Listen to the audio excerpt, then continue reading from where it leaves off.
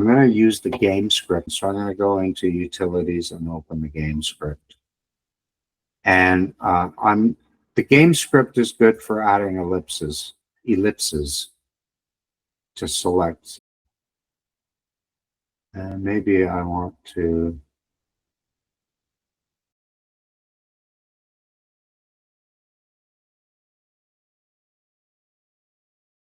and I'm going to add another one right here.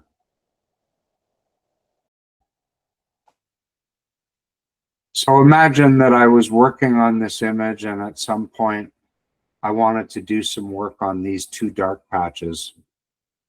And so I made these nice soft gradient masks. I made that gradient mask there. And then separately,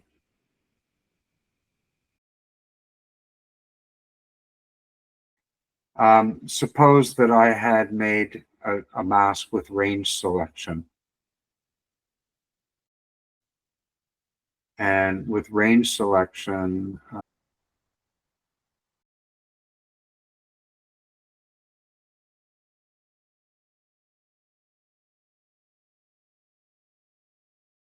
we got the nebula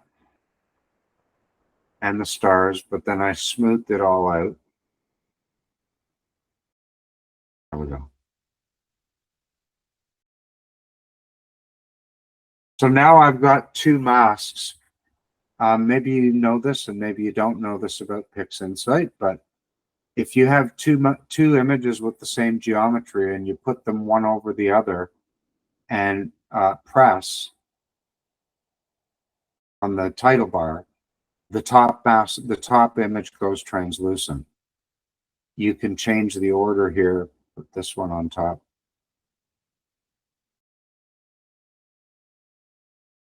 What if I want to subtract this mask from this mask, or add this mask to this mask so that I fill in these areas here pretty well?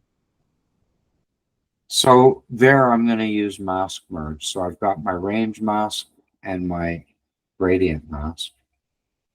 We'll go to the MaskMerge script.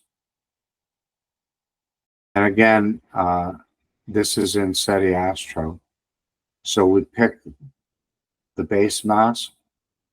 We pick the second mask, which is the range mask, and we can add them together and preview the combined mask. So you can see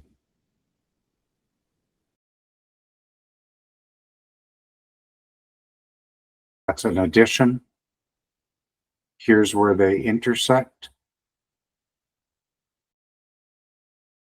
You can do a subtraction.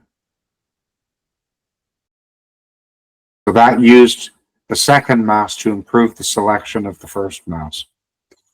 You can also add a third mask if you want, and then you can blur the whole thing.